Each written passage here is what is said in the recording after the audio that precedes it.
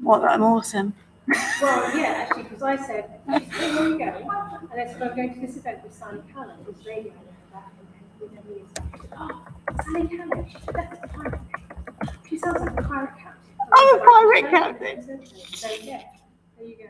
You've been newly appointed as pirate captain. That's amazing. Tell your daughter I think she's amazing for saying that. After they Right, okay, so that's on. So just be careful what you say now because that's live. Well, I'll wait till 5 past. It's 10 past. Just to be sure. Hello. You're going to absolutely love what I'm going to launch. I know you are. I'm so excited. Because you love what I do anyway. I do. Stuff in local community centres where barely anybody turns up. You love that. Well, it happens to us as well, on loads of stuff as well. Sue's very If you put something out about bins, you probably get a lot of people. Parking zones will also score highly on attendance. Dogs on the beach. About 484 people saw the advert for it.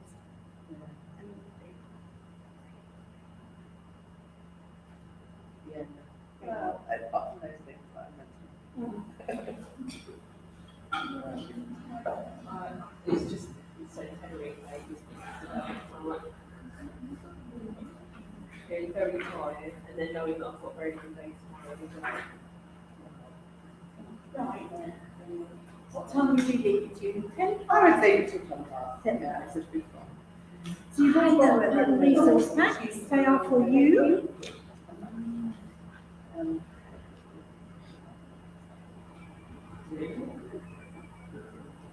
I don't like it when people say, oh, you know, you can Twitter, and I'm like, oh no, I've got a handle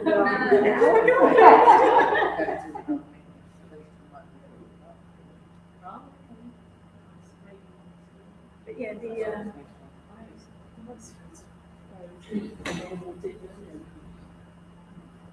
I got some comments today, he said, oh, I've got some cookie in the Lord Mayor's office for afterwards, and your name comes to it, I'm like, oh, yeah. You want it to yeah.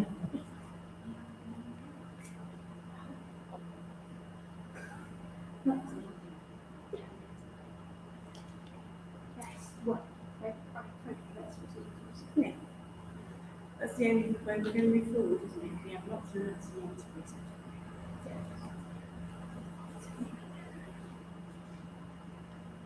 Anyone that I didn't say this to, that screen occasionally dips out and comes back on again. We are aware of it, there's nothing I can do to fix it then.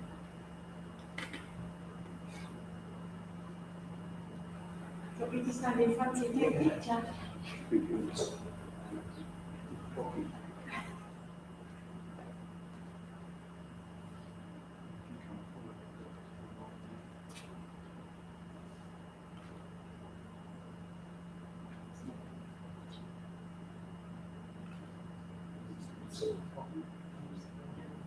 Right, now with 2 of my friends.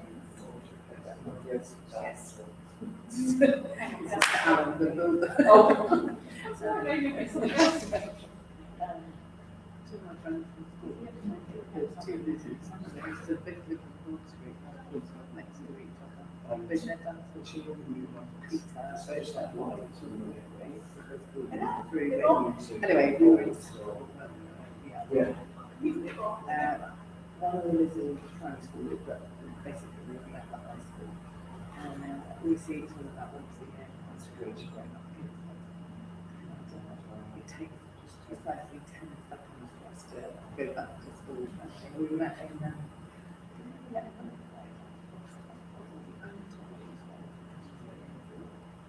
oh, it's really that's right.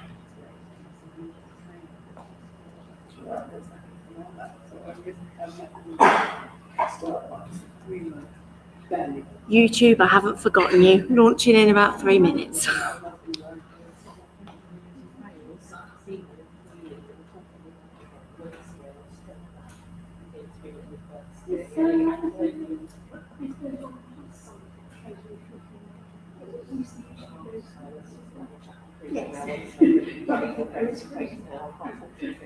Yeah. We've got a cupboard at the back, just in case anyone's on it. Send something out with us. I haven't done with them. I've done it one time, but I haven't done Yeah, that's what I do. for 3 weeks, so I was like, what can we do? Just make sure you put down the emails in the office. I'm planning on doing that again anytime soon. And next week I'm able to do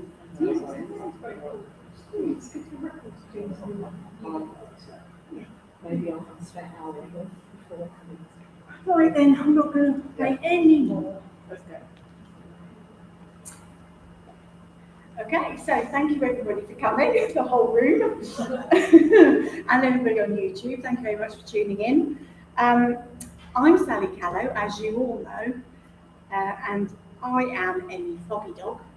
And tonight is my event, so again, thank you for coming. It's called, I told you it's going to be Emmy in 2023, Time for Defiance and a Change in the Narrative.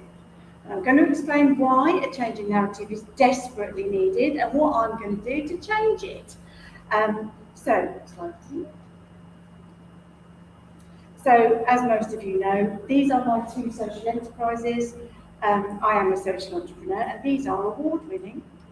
Emmy Foggy Dog started as a wacky 1-year-long fundraiser back in 2014, and it went so well. We had another one, and then in 2018 I decided that Emmy Foggy Dog should become a social enterprise. So Emmy Foggy Dog is now a sole trader social enterprise that raises awareness of ME/CFS globally, and we raise funds for desperately needed biomedical research into ME/CFS. Stripey Lightbulb came out of my advocacy because between 2014 and 2018 I had thousands of conversations with ME patients worldwide that said, it's really, really hard having this disease, it's awful, I feel dreadful every single day, but it's made significantly worse by 3 sectors: healthcare, employment, and education. And that's a worldwide issue, that's not UK specific. So Stripey Lightbulb launched in 2018, and we offer training courses for those 3 sectors. Because I personally believe that the poor knowledge base on the disease is at the root of many of our problems. Not all of them, but many of them.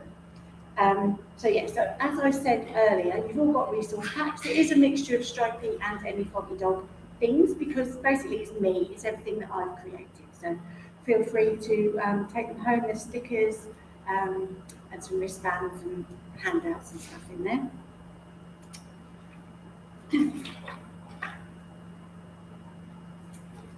Okay, so the past 3 years have been an absolute advocacy nightmare for me personally and lots of other advocates. It's still, today, not been officially acknowledged that ME/CFS is an outcome of COVID-19. And as you'll see, this is something that I've been working on a lot for the last 3 years. And for the past year, everyone that follows me on social media will know that I've been saying that I personally estimate that there are now 1 million plus ME/CFS cases in the UK. And that's simple maths. That's knowing that the 250,000 statistic was well over a decade old, and we get at least 9,000 new cases every year. In fact, I think it's 15 years old, if my memory serves me right. So that would have taken us up to about 400,000 people, and then it's half of long COVID at the 1 year point. So it was just basic maths. A year ago I worked out it was around 1 million, but no one listened to me. I kept hearing, well, the government says that COVID-19 doesn't trigger ME/CFS. It's not said that long COVID is linked to ME/CFS. It hasn't, I checked, and I had questions asked in UK Parliament, and they really don't see it as the same thing. And I was told that because the UK national charities hadn't made an official statement, they weren't going to take my word for it.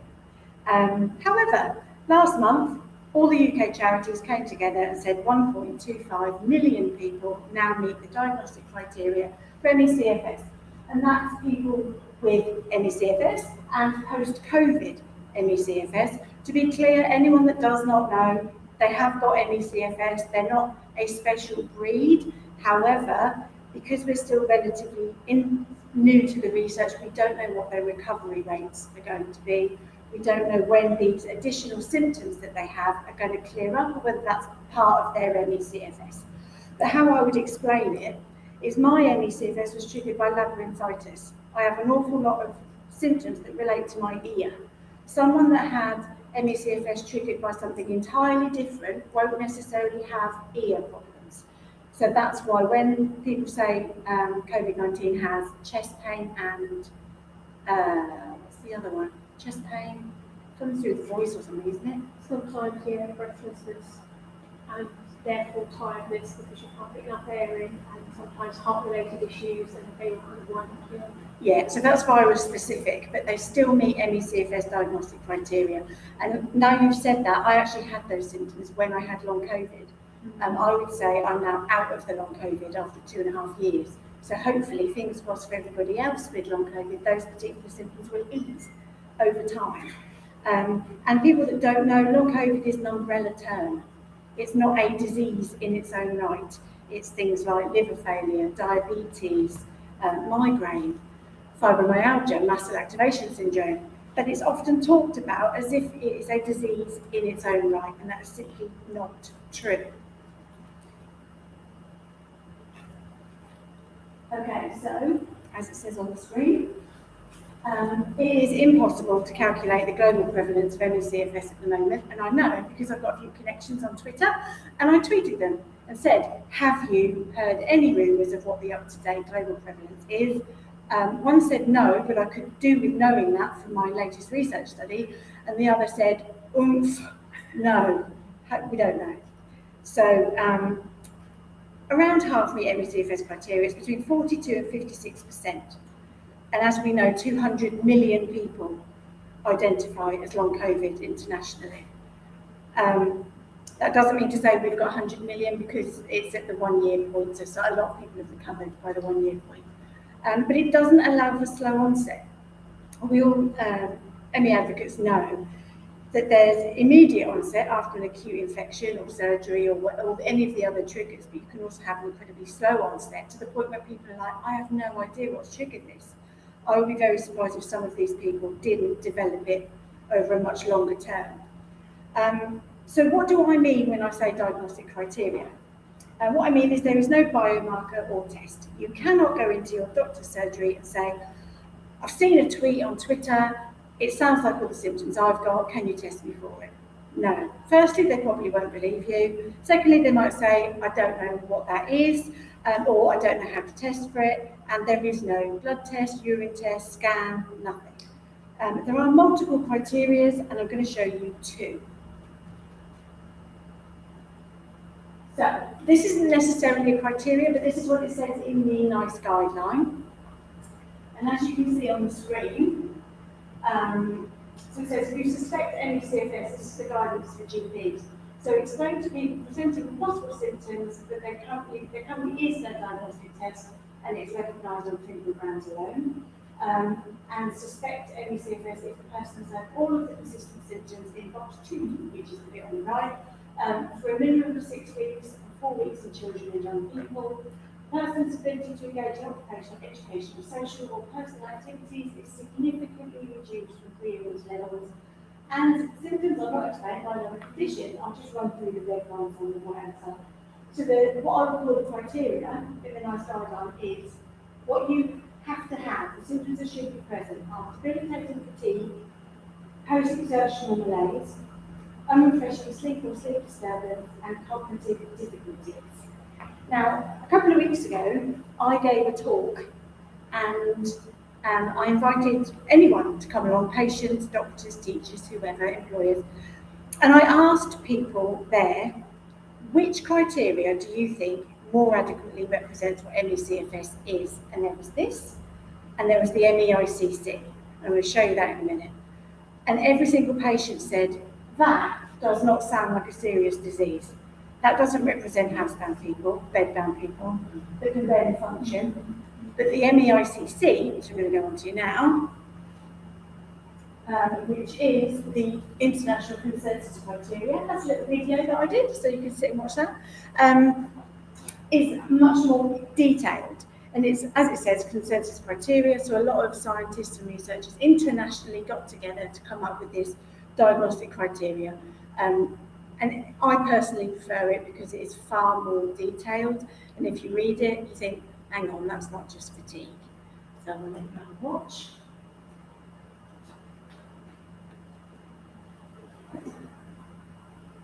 What's the sound?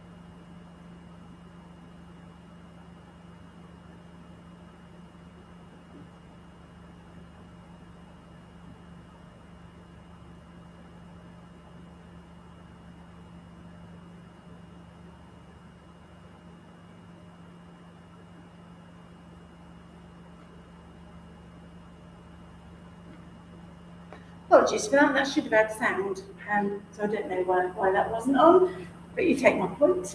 Far more detailed. So when people say to me, oh, it's just fatigue, I'm like, well, because they've looked at the NICE guideline. Have a look at the MEICC. Right then, now I'm just going to get into a little bit of the work that I've been doing over the past 3 years to show you why I personally believe a massive change of direction is necessary.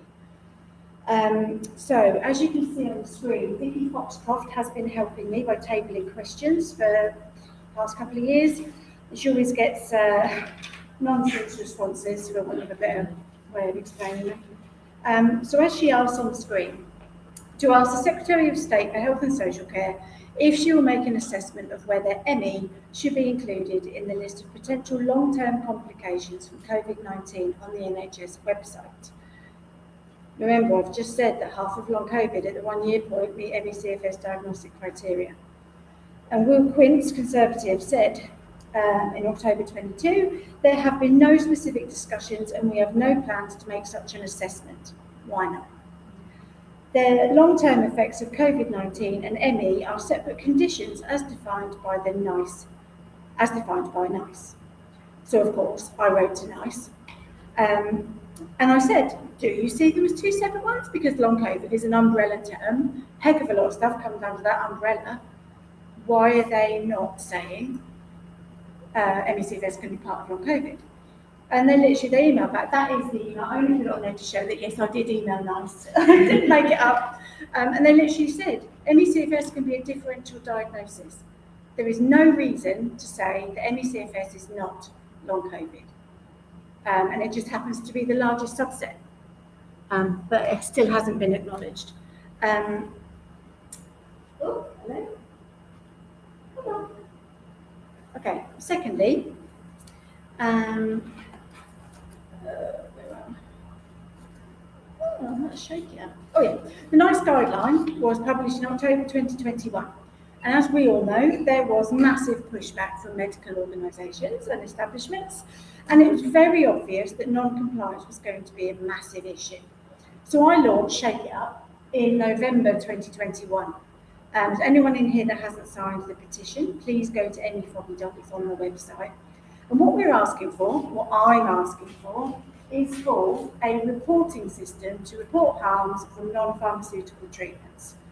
And this won't just benefit ME/CFS patients, there are quite a few conditions where they're told to do CBT and exercise, and it harms them. And I know that because of the many people, I think it's been signed about 8,900 times now, something like that, really slow and steady. People that have got other diseases, other conditions that say, actually, I'm now in a wheelchair because I was told to exercise. So we need this. Other conditions need this. But the reason I'm mentioning it is because when I contacted the government with details of the petition, I was told, and I've been told this 4 times now, NICE no longer recommends CBT or graded exercise therapy. This is no longer an issue. Take a look at the thing on the right. That was the last month, in the last month. Action for ME published a report based on freedom of information requests. And these freedom of information requests showed that only 28% of NHS trusts and ICBs have implemented the guideline. Fewer than 1 in 4 NHS trusts and ICBs are able to track ME/CFS patients. So if you get a diagnosis, you just vanish. So that's ongoing, and if anyone in the room can help me to get healthy people involved in that, that would be good. More signatures, the better. Okay. So, those of you that follow me on social media will know that in 2021, I worked with Rieta from ME/CFS Foundation South Africa on a human rights advocacy project. We wrote to the World Health Organization and the UN to flag a list of human rights abuses by medical establishments in the UK and worldwide. Because be in no doubt, every single thing that happens in the UK ripples right the way around the world, which is why graded exercise therapy is the go-to in Australia and every other country you can name virtually. So I'm going to read a few of the points that I wrote to the World Health Organization to you.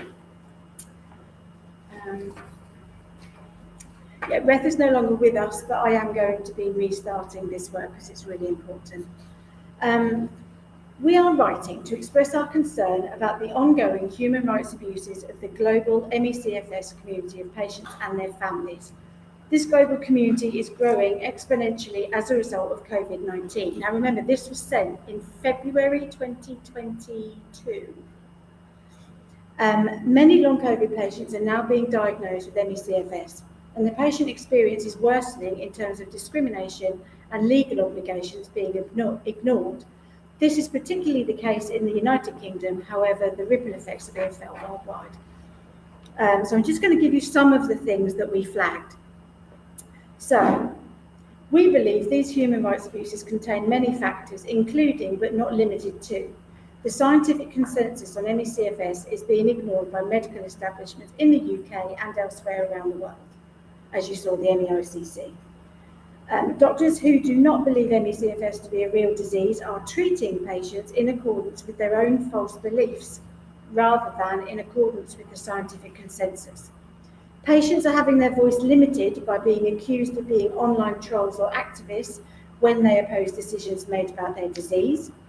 Patients are visibly, publicly discriminated against in the press and medical journals by a small group of psychiatrists who are pushing the narrative that ME/CFS is a psychological illness. The narrative that the patient community is lazy, have false sickness beliefs, and are benefit scroungers is commonly seen in the UK press. The scientific consensus knows that increased activity harms most ME/CFS patients, and yet in the UK, medical establishments use graded exercise therapy as treatment. We believe this to be unlawful as it goes against the scientific consensus on the neurological disease. And this coding issue is something that I've been working on quite a bit. ME/CFS is not being coded correctly in the UK. Doctors are refusing to give patients an ME/CFS diagnosis to save them from the stigma, when in actual fact they are adding to it by doing that, or are coding them as being anxious. This means that they are keeping inaccurate records and are not meeting their legal obligations. This is part of the reason we are having to estimate the prevalence of ME/CFS in the UK. The latest estimate was 250,000 in the UK, however, this is now a decade old. So that's a lot, that's a list. That's not just one thing, that is a massive list. And then I said, I'm not going to read this out in full, but I said exactly the same thing to the Human Rights Select Committee in our Parliament. And they said, oh, terribly sorry, we're really busy, we can't do this, but we'll forward it on to the Health and Social Care Committee. So the Health and Social Care Committee, Jeremy Hunt emailed me back to say, there is no doubt of the growing importance of chronic fatigue syndrome. Now, he wrote that after the NICE guideline was published, and all the work being done to better understand it and to provide better outcomes for those living with it. I am sorry to say that, unfortunately, our committee will not be able to assist because it would not be appropriate for the committee to express an opinion on the matter unless it carried out an investigation into it and heard evidence from all sides. And that, I regret, the constraints of the committee's programme will not allow it. I didn't get in touch and think that an investigation wouldn't be necessary. So I'll be following that up. That was a while ago, but I've had quite a few things on my plate since then, so but that's something else to follow up with. Now, hang on, if there's no sound, I need to fix the sound before I do I? No. Anyway, now you can see the nightmare that I've had for the past 3 years, and I haven't had a decent reply from any MP other than Vicky Foxcroft, Stephen Morgan, Penny Morgan. This was in March of this year. So a number of very severe ME patients were, and I'm not going to read any of their personal stories because it always makes me cry, and I want to be effective in this talk, so you don't want to see me blubbing. A number of very severe ME patients were at risk of and dying as a result of neglect and very inadequate care in UK hospitals. I mean, it's not just this year, but it was particularly bad in March. And I collaborated with Steve Topple and Nicola Jeffrey from the Chronic Collaboration on 2 projects. There was an in-person protest called Don't Let Me Die.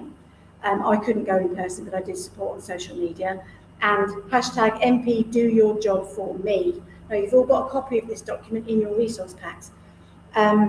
Desperate families where their child or loved one was being told to get in touch with their GP because the hospital did not know how to look after them.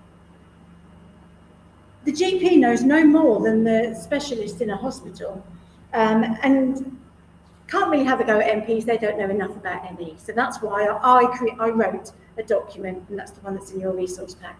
And we've now sent that to MPs all around the country. And Stephen Morgan's actually going to speak to a health, I think I'm remembering this right, he's going to speak to somebody, but I think it's a health and social care, some kind of committee, and he's going to ask if it can be cascaded elsewhere because it's important. And Dr. Weir, who's the UK's, or England's only specialist ME/CFS consultant, read it, and he added a couple of sentences, but he said it was a really good document. So if you want to send it on to anybody, it's bloody good. Anyway, so I kind of wrote that, both ME Foggy Dog and Stripy Lightbulb put our logos to it, but it was mostly to do with the poor knowledge base. As I said earlier, the poor knowledge base is the driver of the stigma. If everybody knew what ME was and didn't listen to the absolute claptrap that's printed in the press or spouted in the BMJ this week, then, you know, our lives would be so much better.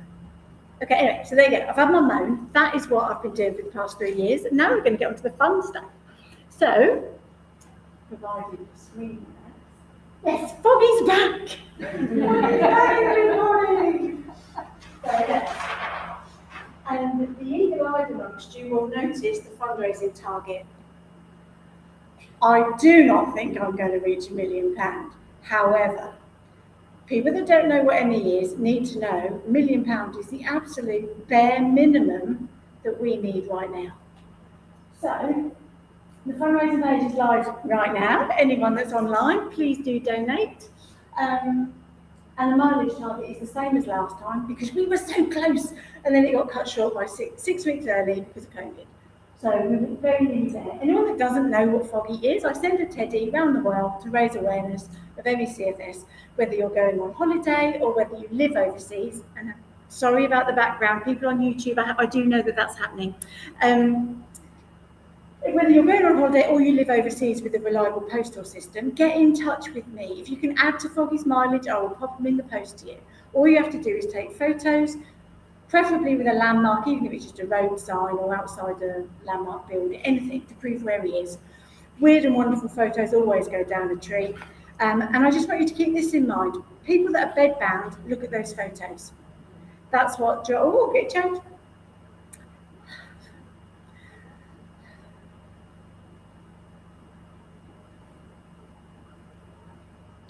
That's what drives me. Because, I'm not joking, hang on 2 seconds.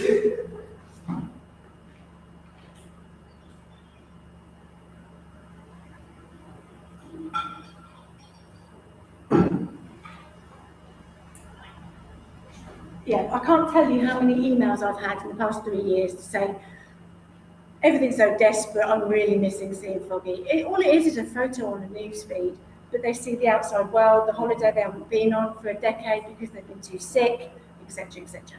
So there's multiple reasons why you should engage with Foggy. One, it's fun. Two, life's a bit crap at the minute, so it's a nice fun photo to look at. But also we're going to try and raise as much research funding as possible in 1 year. So that's that, and that's really exciting. But also, thank you.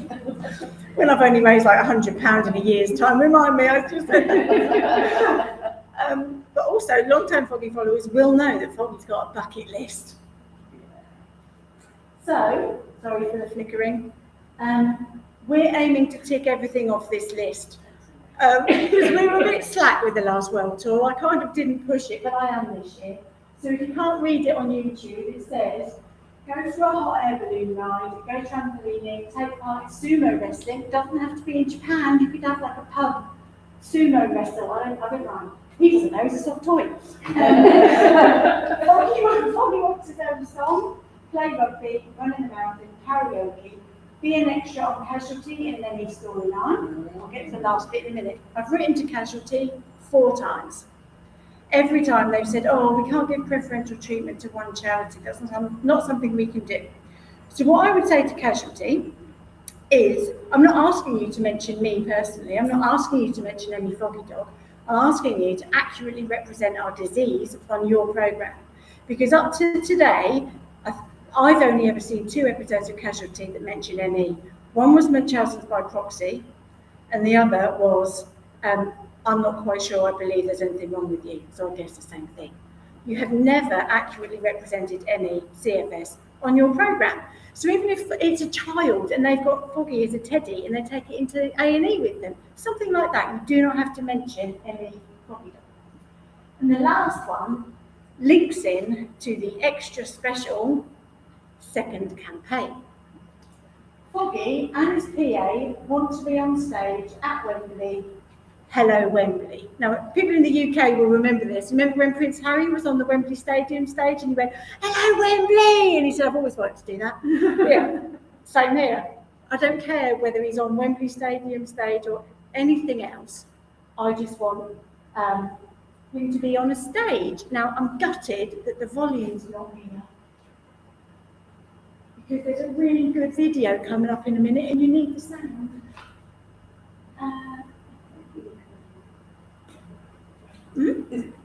It's not if you got it separately, that's not embedded, will it? No, it was playing fine before everybody turned up, and now the volume's gone. Oh, well, that's just, yeah. So anyway, so when you leave here, go onto Twitter or Facebook and watch the actual video, because the video will be on, it's just no sound. Right. Next. This is the challenge.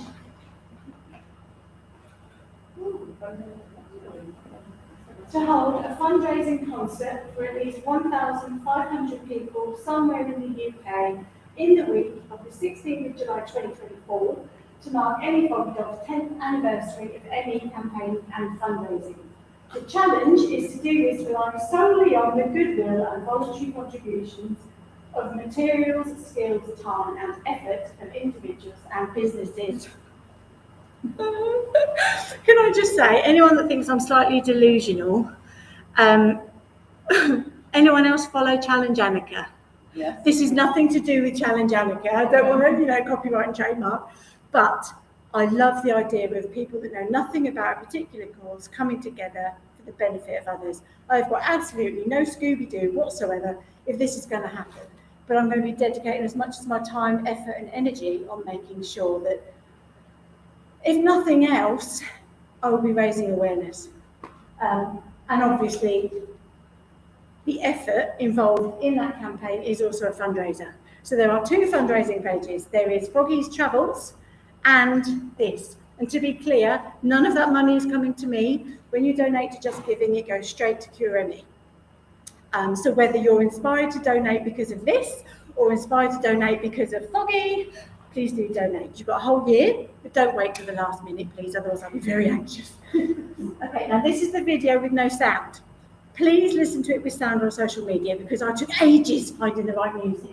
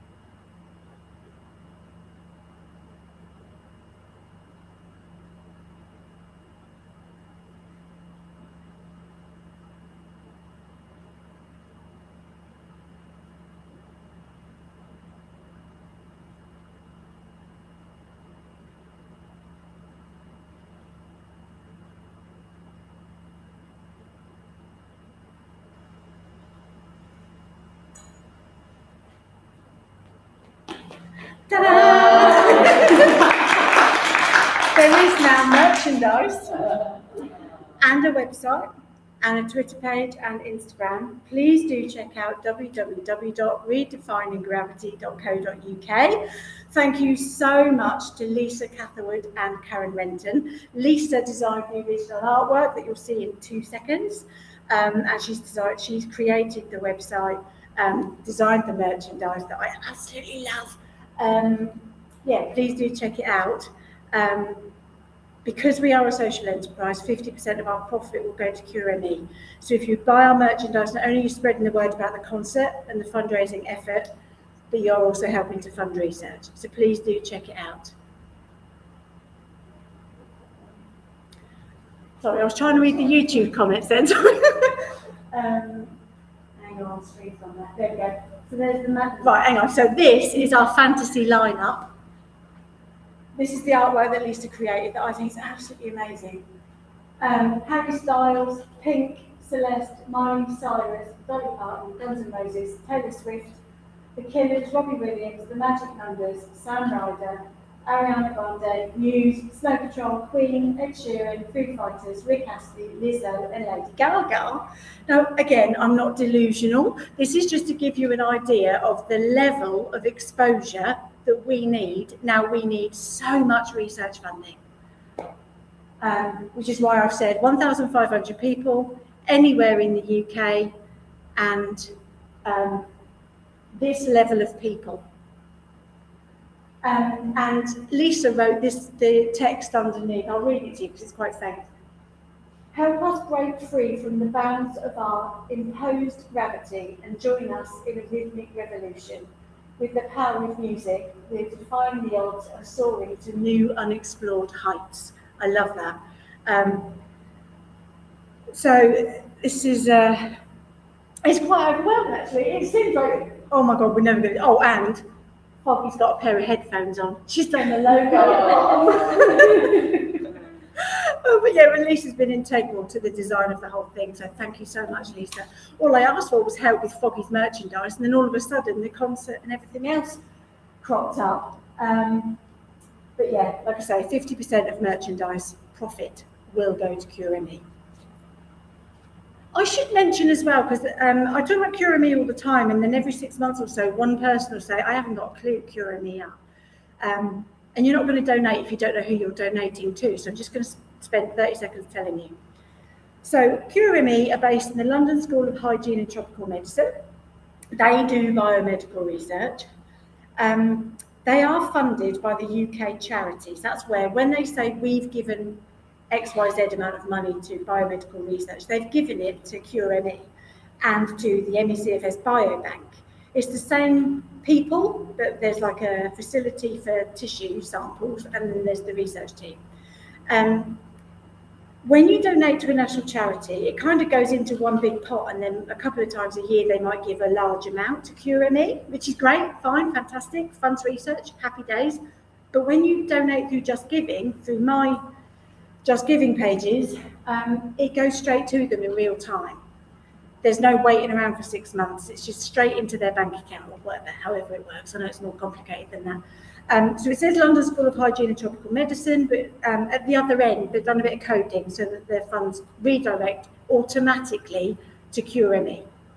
And I personally think that QME are absolutely amazing. And when I went to visit them in their offices, they had a map on the wall with cotton going out left, right and centre, and it showed their global reach. They enable research internationally. People can use their tissue samples, and they work together with other research teams all around the world. So Australia, not just talking Europe, Australia, Brazil, I think, Canada. So it's well worth doing. And I know that, yes, you can donate to a national charity, but as I said, through me, it goes direct to QME. So just bear that in mind, please. But QME are absolutely amazing. They know that. I've told them that. Unfortunately, they're not very present on social media, so I don't get a chance to tell them that very often.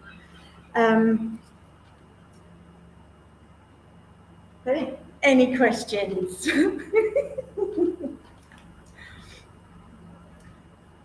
They're all like looking at me as if to say, has anyone got any questions on here for me? Probably not. Anyone? Oh, Django Phil, I am the ME Community's Wonder Woman. You're more than welcome. Got no questions? I baffled you. Well, we're processing. Your vision is brilliant. I love it. It's like, oh, okay, this is quite a big thing then. Okay, we're doing that. I don't do little. I don't do community centres. And that's why I was disappointed that there was no more people, because it was like, come on, this is huge. But I was saying, I asked South today if they wanted to cover, and they were interested, but said, oh, staffing issues, whatever. But they emailed me back. Normally they would just ignore. Yeah. So that's good. So, but anyway, so I would say if there are any celebrities watching this, I have no doubt whatsoever that there are now A-list celebrities that have MECFS. Yeah. It's simply mathematically not, what's the word, probability. The probability, somebody somewhere has got MECFS, and because the stigma is so awful, you're not saying anything. If that's the case, I would implore you privately to get in touch with me. I don't, good with confidentiality. If you can share with me your connections, give me some ideas about how I'm going to, it's a bit like chicken and egg. I was saying to my dad's like an ex-musician. And I said to him, well, do I get a venue first or do I get an artist first? Because an artist won't appear if there's no venue, will they? And it was chicken and egg. And he was like, oh, well, I don't know. I've never put on the concert. I've just appeared in it. So, so if any of you can help with the logistics, and obviously anybody with a high profile, if you want to get involved, I've got a few ideas of who could be the compare. Because obviously I've got ME, I'm flagging now, and this would be a big event. So it wouldn't necessarily be someone that has ME, but maybe has a personal connection. And I'm 100% serious. This is not a joke. If anyone that thinks that it's April Fool's, I'm serious. I want to do a concert, a bit like the Freddie Mercury concert, but that to me would be what we need. But would I be able to achieve that in a year? I've got no idea. But minimum of 1,500. Anyway, thank you very much for listening. Nobody in this room's got any questions for me. Our glass has been flooded. We're just not ready yet, but we will be. But yeah, so thank you everybody for tuning in. I'll have to read your comments later because there's quite a few. Yeah, hope you've checked out the website now, and yeah, and engage on Twitter. Please use the hashtag redefining gravity. And wouldn't it be amazing if we got that trending? Please do. Tweet, Facebook, Insta, go. Thank you very much for watching. I'll catch you all later.